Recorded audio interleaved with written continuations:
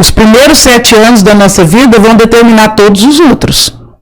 No máximo, a gente vai polir, ressignificar, mas os primeiros 7 vão determinar. Essa relação entre mãe e filho não acontece de uma forma natural, existe uma disfunção ou uma patologia. No caso da sua mãe era uma patologia, mas pode acontecer uma disfunção. Por exemplo, da patologia? Por exemplo, narcisismo não é uma patologia ali? Narcisismo é uma disfunção, é um transtorno de personalidade narcísica, não é uma doença, é um transtorno. Então, mães narcisistas é uma disfunção do conceito de maternidade. Tem um psicanalista inglês, Donald Winnicott, que ele vai falar de peito bom e peito ruim, ou mães boas, suficientemente boas, ele chama, e mães ruins. É isso que é aqui que está a questão.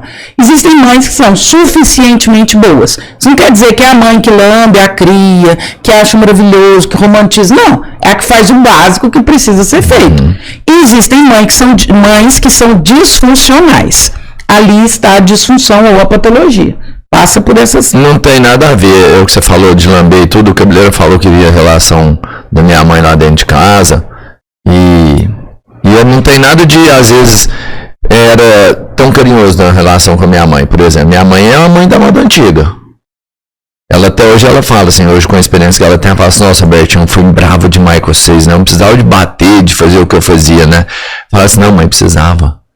Teve umas vezes que você não me bateu porque você não ficou sabendo. Eu escapei de um monte de leis ainda, mas nenhuma vez que você me bateu à toa, não. Sabe? Só que era aquela mãe presente, que eu mas ser bravo é... O Cabeleira tinha medo dela, todo mundo tinha medo da minha mãe, na verdade. Ela era a mãe de quase todo mundo. Eu não vejo que diferente disso. Ser bravo é amor. E eu até entendo, assim, a forma que te criou, bateu, deu umas porradas ali, toda vez mereceu e tal. Merece. O problema é quando você começa a levar porrada sem merecer. Não, mas isso aconteceu também. Às vezes meu irmão tinha feito a merda, eu ia junto na lambada ali, sabe? Você entende a diferença, assim? Você entende que tem gente que apanha, que chega a sofrer violência doméstica dentro de casa. Mas existe. Sem merecer. Eu não sei, André, você me ajuda então nesse momento. Porque, por exemplo, principalmente antes da minha geração, na geração da minha mãe, do meu pai, eles eram castigados severamente. E eu acho que nem toda vez por falta de amor ou por um transtorno, era meio que cultural. O pai recebeu espancamento quando era menino, passou espancamento pro filho. O que era péssimo, inclusive. Sim, mas isso... Não faz nenhuma apologia em relação a isso. Não, de jeito nenhum. Mas é porque o Cabeleira falou assim, às vezes você bate, e eu entendo, às vezes bate, espanca porque é um maluco, doente, e algumas vezes não, é porque a pessoa foi criada daquele jeito. Isso...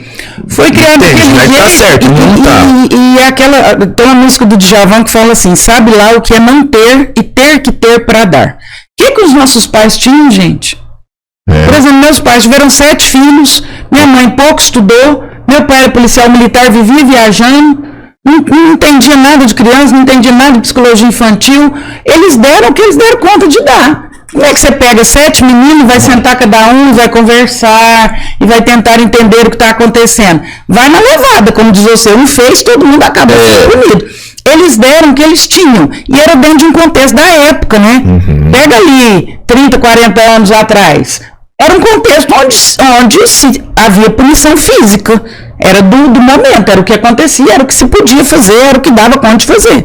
Então eles deram nesse sentido o que estava dentro da contextualização deles. É igual você falou, é diferente de alguém que espanca e uma violência, é diferente disso. Mas os nossos pais, eles praticavam a punição física, sim, dentro do contexto de entendimento que eles tinham. Então, é igual o índio que quando nasce alguém deficiente dentro da aldeia, ele abandona o índio deficiente lá no meio da floresta e volta, porque aquela criança deficiente vai ser um peso para a aldeia. Então, é contextualização cultural. É dentro do contexto mesmo, né? Não tem a ver com nada mental ali. Não é um transtorno, não é uma... Não, de jeito nenhum. Tanto que não deu problema para a grande maioria. Porque a gente acha que seja assim, né? Mas eu vejo que tem muita gente que tem problema de relação com pai e mãe. Né? Então, eu ia falar isso, porque às vezes você puxou pro lado de mãe e tem... Porque é uma família, na verdade, né? E quando você fala, por exemplo, de irmãs, às vezes você consegue ter uma igualdade de forças. Mas quando você tem o pai ou a mãe, né? que são as cabeças, o alicerce ali dentro, realmente fica muito sofrido a relação. Por quê? Porque o Cabeleira teve, ele já contou que acabou de falar pra gente o que foi a parte dele da primeira idade até a juventude, uma relação difícil, sem uma mãe que entregasse talvez o fator principal, que era carinho e amor. Mas teve gente que é com o pai, teve gente que não tem com nenhum dos dois, né? E o futuro pode passar pelo contexto de doença ou não. Então, e o futuro de quem vive isso? O que é? Que tem uma relação disfuncional com os pais? Com um, ou com o outro, ou com os dois. O Freud vai falar assim, aquele que não teve um toque saudável na infância vai aceitar qualquer tipo de toque. Aquele que não teve validação das primeiras figuras de referência e amor vai procurar validação a vida inteira em outras pessoas. Hoje de manhã eu falava sobre dependência emocional e algumas pessoas me fizeram essa pergunta no direct, né?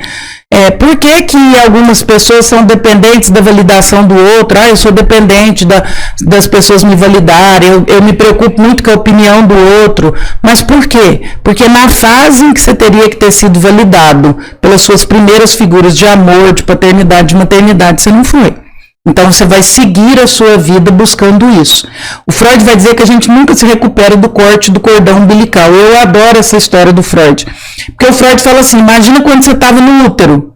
Alguém respirava por você, pensava por você, tinha excreção por você, tudo por você. Você ficou 9 meses, good vibes, só no flow. Nascer já é um trauma. Por isso chama trabalho de parto. Você estava a 37, 38 graus de temperatura dentro da barriga de sua mãe. Você nasce num centro cirúrgico 14, 15, 16 graus, gelado. Um foco de luz deste tamanho em cima do seu olho. Você passou 9 meses sem abrir o olho. Já viu quando você sai do cinema, você tem dificuldade de enxergar? Imagina 9 meses no escuro. E aí você tem um foco de não sei quantos mil lumens na sua cara. Depois o seu pulmão está colado, igual uma bexiga. Aí o médico dá um tapa no seu bumbum, você... Para respirar, o seu pulmão rasga e insufla. Ali começa o problema. Aí corta o cordão umbilical. E aí o Freud vai dizer, a gente nunca se recupera do corte do cordão. A gente vai passar a vida inteira procurando alguém que responda por nós, que sonhe por nós, que se responsabilize por nós, que viva por nós. Que era isso que a nossa mãe fazia por nós. E o Freud vai dizer, a gente vai passar a existência inteira com esse cordão na mão, tentando conectar isso em alguém. Querendo que alguém se responsabilize pela nossa própria vida, pela nossa própria história, pelas nossas próprias dores. Só que, infelizmente, isso não vai acontecer. Agora, a sua vida é sua. Não há mais o que fazer. Então, aí está a dor de nascer. Aí está a dor de se desconectar de alguém que, mal ou bem, respondeu pela nossa existência durante muito tempo. Então você me pergunta, o que acontece quando isso não é bem realizado na infância? Nós vamos seguir pela vida feridos. Os primeiros 7 anos da nossa vida vão determinar todos os outros. No máximo, a gente vai polir, ressignificar, mas os primeiros 7 vão determinar. Então, se dentro dos primeiros 7 anos que eu deveria receber afeto, carinho, validação, força, firmeza para viver durante a vida, se isso não aconteceu, eu vou seguir frágil pela vida fora, eu vou seguir doente pela vida fora, eu vou seguir procurando validação pela vida fora e daí para frente. Me lembra de novo, até os 7 anos você forma o caráter. A personalidade. Aí depois até os 12, caráter. Porque são algumas idades assim, não é isso mesmo? Não é tão divertido assim, né? Sim, mas é uma lógica. Mas é uma lógica. É uma lógica. Toda a nossa história está sendo formada aí nesse período. O que é a diferença da personalidade e o caráter?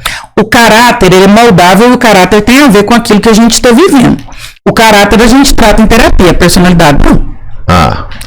Quer dizer que até 7 anos o que deu errado ali, nem com uma terapia, nem se eu levar meu menino lá deu errado. Ele vai ressignificar. Meu pai não me amou, até os 7 anos meu pai era distante, eu vou ter que te ensinar em terapia a ressignificar esse amor. Seu pai não te amou, mas você pode se amar.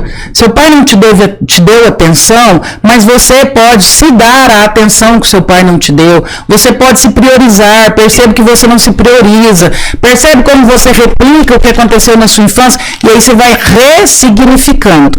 Vai apagar o fato? Não, só vai deixar de doer. A cicatriz vai permanecer. Entendi. A cicatriz sempre vai ficar lá. Só vai deixar de doer. Você ressignifica. Isso aí as pessoas falam exaustivamente. André, por que eu repito situações? Eu tenho dedo podre, especialmente mulheres. Eu escolho sempre homens que me tratam mal, homens abusivos, homens com o mesmo padrão. É só você entrar na história de vida dela que você vai ver que ela está tentando resolver o relacionamento dela com o pai dela. Ela está resolvendo um padrão de amor lá de trás. E aí ela tem essa repetição, que a psicanálise vai falar sobre isso o tempo todo, o retorno do recalcado. Você vai repetindo, até você resolver. No dia que você resolver, você para de repetir. Como que eu resolvo? Ressignificando em terapia. Mas vai apagar a situação minha com meu pai? Não, essa aí ficou lá. E será que eu vou saber que eu consegui reparar isso aí? Não, você para de repetir. Mas é assim, eu não consigo sozinho, eu necessariamente vou precisar de um tratamento. Ou eu consigo, talvez com um entendimento... Acho que consegue sozinho, mas difícil. Você acha? Não é com tratamento, é com a tomada de consciência. Eu não sou vaidosa de dizer que isso vai resolver sempre em terapia. Tem gente que resolve na igreja, tem gente que resolve com coach, tem gente que resolve no encontro de PNL. Tomada de consciência. Passou pela tomada de consciência, você vai conseguir resolver. Mas precisa tomar consciência. Por que a terapia é talvez a mais divulgada? Porque a terapia torna conteúdos inconscientes conscientes. O papel da terapia é esse. Esse não é o papel da igreja, do coach, das outras perspectivas. Mas acontece. Tem gente que vai para um encontro lá de não sei o que lá e toma consciência de um monte de coisa e muda. Às vezes eu entendi. Tipo assim, às vezes eu trocando uma ideia com uma amiga ou com um amigo, ele fala, não, essa assim, você fala, caramba, é isso que eu não faço, né? É isso. Mas a terapia seria o melhor caminho, né? O remédio mais eficiente. Até um podcast, às vezes alguém está aqui nos assistindo e fala, poxa, eu nunca tinha pensado nisso. Eu repito isso pela minha situação lá atrás. É porque às vezes você tem um autoconhecimento e você acha que está curado com aquilo lá. Sei lá, a cicatriz está lá, né? Alguém resolve, sabe que você tem aquela cicatriz e resolve mexer nela. É mais fácil dela abrir ali. Uma coisa, Rodrigão, é tomar consciência, outra coisa é ressignificar. Eu sei que o meu pai não foi um pai presente. Ótimo, tomei consciência. Mas e aí? O buraco ainda tá aberto, a ferida ainda tá. Não adianta nada. Então não basta tomar consciência, eu preciso ressignificar. Meu pai não foi um pai presente. Vou falar de um caso, do meu caso específico. Meu pai, 7 filhos. Gente, muito difícil, só ele trabalhava em casa. Dava tempo desse pai dar atenção para todo mundo. Então, meu pai mal sabia a nossa data de nascimento. Então, foi um pai ausente por questões contextuais do que ele vivia. Tomei consciência disso, mas o que eu vou fazer com isso? Na vida adulta eu preciso ressignificar isso. Meu pai não me deu atenção devida, eu preciso me dar. Eu preciso parar de ser salvadora da pátria. Eu preciso parar de colocar as necessidades dos outros sempre à frente da minha. A atenção que meu pai não me deu, eu preciso me dar. Eu tenho necessidades, eu preciso me acolher, já que eu não fui acolhida lá atrás. Ressignifiquei. No momento em que eu paro de viver pelos outros e passo a olhar um pouco para mim, agora eu ressignifiquei.